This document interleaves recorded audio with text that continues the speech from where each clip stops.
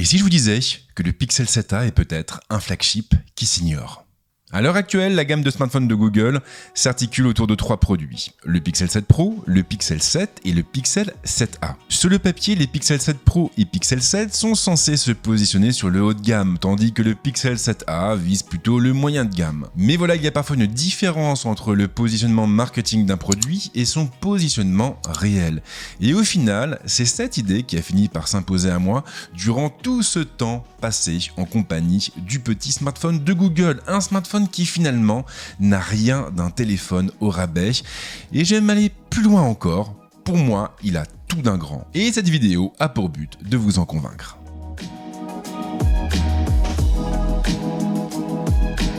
Je le dis souvent, mais un smartphone est un objet très personnel et comme tous les objets très personnels, les consommateurs sont très attentifs à son design. Et ici, Google marque clairement des points avec des téléphones qui possèdent une identité forte. Le Pixel 7a hérite donc de l'esprit Pixel avec un dos plastique, coupé par une barre regroupant les deux optiques placées au-dessus des capteurs du module photo arrière. Une coquetterie introduite avec les Pixel 6 et qui contribue, ou plutôt qui a contribué, à créer une image très forte autour de la gamme de smartphones de la marque. Le reste de la proposition est plus conventionnel, l'écran est imposant et il est entouré par des bordures assez fines, la caméra frontale est placée dans un poinçon situé dans la partie haute de la dalle et le châssis bien sûr est fait en aluminium. Quant aux boutons, ils sont tous regroupés au même endroit et donc soit à tranche droite. Ça ajoute à la liste des haut-parleurs stéréo et un connecteur USB type C.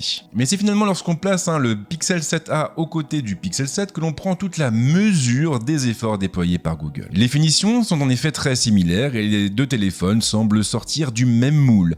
La seule différence notable a finalement trait aux bordures entourant les dalles. Elles sont un peu plus fines sur le Pixel de l'année dernière, mais cela se joue à peu de choses. Et en main justement, ça donne quoi ? Il est toujours compliqué d'expliquer des sensations, nous avons tous notre propre sensibilité. Cela étant, en main, le Pixel 7a procure exactement la même sensation, la même impression qu'un Pixel 7, qu'un iPhone 14 Pro ou même qu'un Galaxy S23. Le poids reste contenu bien sûr, mais il est suffisant pour donner une impression de robustesse. Le verre de son côté reste doux au toucher, même chose pour les bordures légèrement bombées, des bordures qui améliorent grandement l'appréhension de l'appareil. Et tout ça sans la moindre aspérité, sans la moindre gêne, le confort est clairement optimal.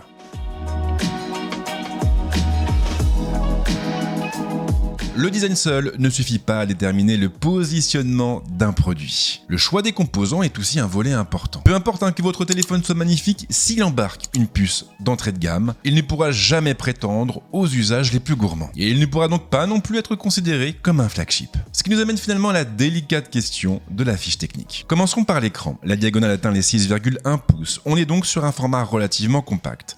Pour la technologie, Google s'est tourné vers l'OLED avec une définition de type Full HD+, et surtout un taux de rafraîchissement de 90 Hz. Un détail qui n'en est pas vraiment un, puisque l'année dernière, le Pixel 6a embarquait à son bord un écran de 60 Hz. Google a donc clairement opéré une montée en gamme. L'écran du Pixel 7a en tout cas est un régal pour les yeux. La définition est largement suffisante pour profiter de ses contenus dans de bonnes conditions.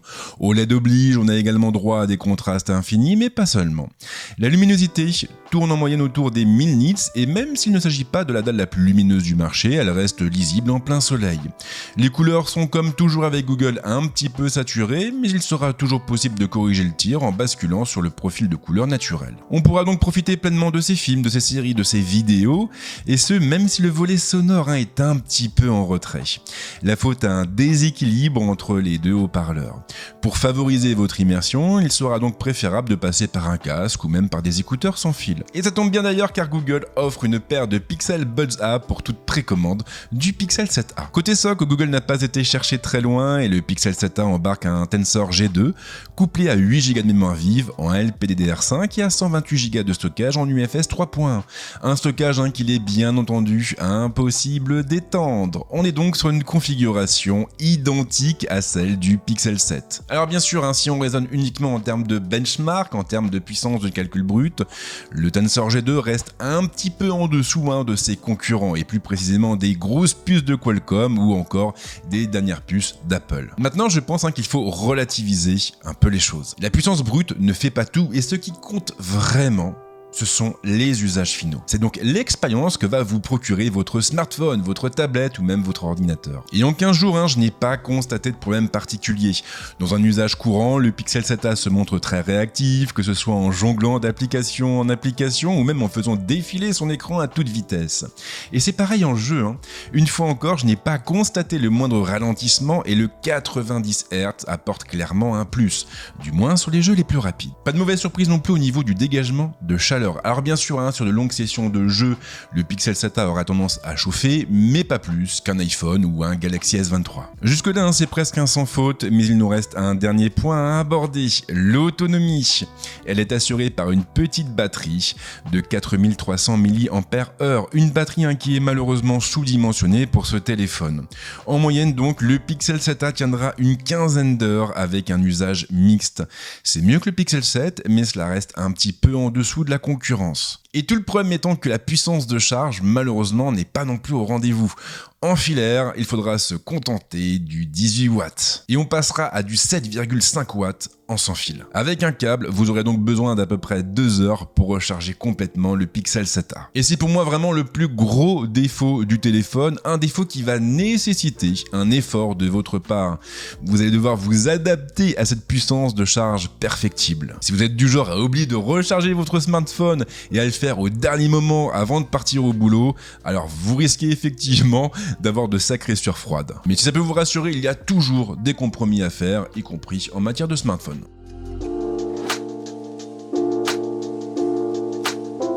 Et nous voilà arrivés à ce qui sera sans doute le gros morceau de cette vidéo, ou tout du moins vraiment la partie que vous attendez. Car lorsque l'on pense au Pixel, le premier mot qui nous vient à l'esprit est bien entendu photo, un usage dans lequel les smartphones de Google ont toujours excellé. Et ici, nous pouvons donc compter sur un module photo double structuré autour d'un capteur principal de 64 millions de pixels couronné d'un grand angle ouvrant à 1.9 et un capteur de 13 millions de pixels accompagné d'un ultra grand angle ouvrant à 2.2. Deux capteurs donc, mais 3 niveaux de zoom en natif. Vous aurez du 0,5 fois, du 1 fois et aussi du 2 fois. Et le 2 fois en l'occurrence, il sera obtenu à partir d'un crop effectué dans le capteur et vous n'aurez donc aucune perte. Mais si vous voulez aller plus loin, vous pourrez aussi monter jusqu'au 8 fois avec un grossissement numérique. Et sur le terrain, ça donne de très jolies choses. En pleine journée, il est très difficile de trouver des défauts aux photos générées par le Pixel 7a. La dynamique répond à l'appel, le téléphone arrive à récupérer énormément de détails dans les ombres et les hautes lumières, et ce même en situation de contre-jour. Rien à dire non plus pour le piqué, il est omniprésent et les contours comme les textures sont d'une rare précision. Pour les couleurs, bien sûr, Google a choisi de les saturer un petit peu, mais le rendu reste flatteur. Beaucoup de téléphones trébuchent lorsque la lumière commence à manquer, mais ce n'est pas le cas du Pixel 7a. J'ai eu l'occasion d'aller shooter sur Paris après la conférence de presse de Google et j'ai été frappé par la qualité des photos obtenues avec le petit téléphone de la firme.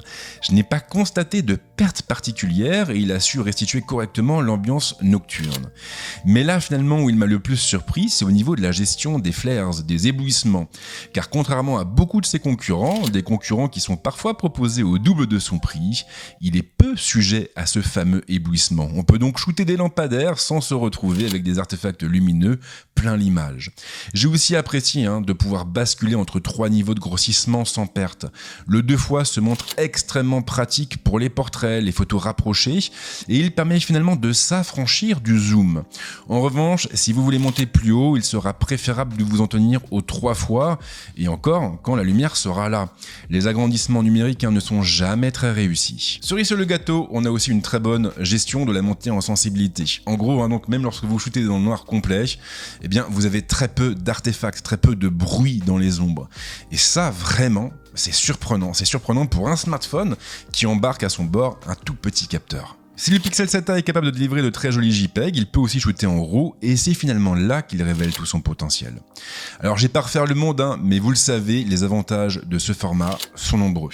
Le RAW étant un format brut et donc avec un minimum de compression, il conserve plus de données. En gros donc, lorsque vous utilisez un logiciel adapté, vous pouvez modifier vos photos en profondeur et obtenir des clichés parfaitement uniques. Du moins à condition que la qualité suive, ce qui est précisément le cas ici. Et par extension, cela veut également dire que les photographes un peu exigeants auront clairement de quoi s'amuser. Google le répète tous les ans, l'inclusivité passe aussi par le respect des tons de la peau et les ingénieurs de la firme ont beaucoup travaillé sur cette dimension, notamment pour les portraits ou les selfies. Alors je n'ai pas pu pousser l'exercice très loin, malheureusement, mais il faut reconnaître en tout cas que les autoportraits se montrent convaincants. Le petit capteur de 13 millions de pixels et son optique ouvrant à 2.2 parviennent à générer des portraits très justes avec beaucoup de piqués et une belle découpe du sujet lorsqu'on bascule sur le mode portrait. On appréciera aussi de pouvoir jouer avec deux niveaux de grossissement. On pourra shooter en une fois bien sûr, mais aussi basculer en 0,7 fois pour avoir un petit peu plus de place dans le cadre. J'aime aussi beaucoup la manière dont l'éditeur d'images est conçu, Google Photos. Il donne la main sur plein de paramètres, comme la luminosité, le contraste ou encore les couleurs, mais au-delà de ces outils, il faut aussi compter avec plusieurs modules intelligents, des modules permettant par exemple de réduire le flou de bouger, de retirer des éléments disgracieux ou encore d'ajouter du bokeh. Des modules qui sont franchement géniaux et qui vont encore évoluer dans les semaines et mois à venir. Lors de la Google I.O., Google a effectivement présenté un nouvel outil qui est proprement hallucinant. Avec cet outil, vous allez pouvoir modifier en profondeur vos photos en rajoutant des éléments calculés par une IA. L'exemple qui a été donné, c'était celui d'un enfant avec des ballons dans le dos, un enfant assis sur un banc. Et là, on a vu Google, ou plutôt l'un des démonstrateurs de Google, prendre l'enfant, sélectionner l'enfant, le banc et les ballons, et bouger tous ces éléments vers la droite. Et là, comme par magie, l'IA intégrée à Google Photos a été capable de calculer les zones manquantes et de recréer donc des ballons, de recréer une partie du banc. Et tout ça de façon très convaincante. C'est vraiment bluffant sur le plan technique, mais il faudra attendre d'avoir l'outil en main pour juger de sa pertinence. Pas de 8K pour le Pixel 7a, il s'en tient de la 4K. Mais attention, de la belle 4K, à 30 ou 60 images par seconde. Et encore une fois, il peut obtenir des images très détaillées avec une belle dynamique et des couleurs flatteuses. Le rendu général est franchement bon, et le Pixel 7a n'a pas à rougir face aux très gros smartphones du marché. Même sa stabilisation fonctionne plutôt bien.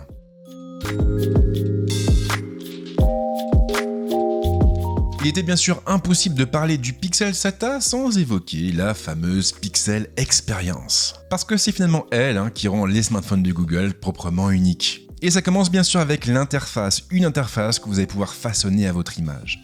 De nombreux éléments sont personnalisables, comme le fond d'écran, mais aussi les polices, les couleurs ou encore l'aspect des icônes.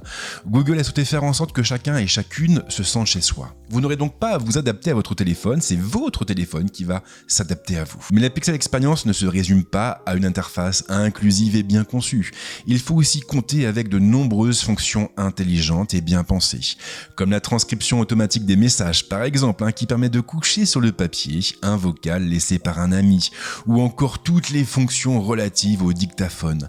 Un dictaphone qui pourra enregistrer les voix captées, bien sûr, mais aussi et surtout transcrire l'audio et nous permettre de rechercher un mot ou une expression dans notre bibliothèque. Un outil hyper bien conçu et qui facilite la vie quand on assiste à beaucoup de réunions ou même à des conférences de presse. Et ce n'est que le début car la prochaine version d'Android ira encore plus loin, on pourra personnaliser son écran de verrouillage, bien sûr, mais aussi générer des fonds d'écran, toujours grâce à une IA. Et il faut s'attendre en prime à plein de nouveautés du côté de Gmail et de la suite Google Docs.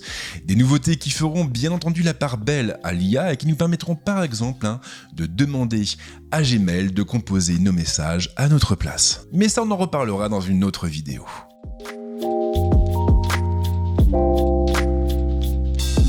Et nous voilà arrivés à la fin de ce test, et pour finir avec ce test, j'ai envie de vous parler d'argent.